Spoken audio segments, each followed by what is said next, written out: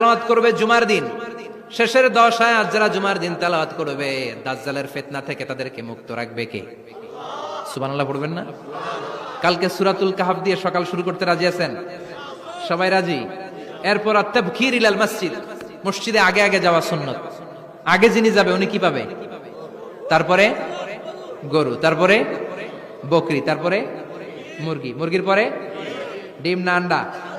আন্ডা। আল মাশিউ আলাল ইকদাম, বিশ্বনবী বললেন হেঁটে হেঁটে জুমার নামাজে যাওয়া সুন্নাহ। রিকশা, হুন্ডা, সাইকেল, সিএনজি দিয়ে গেলেও হবে, কিন্তু হেঁটে হেঁটে গেলে সওয়াব বেশি না কম?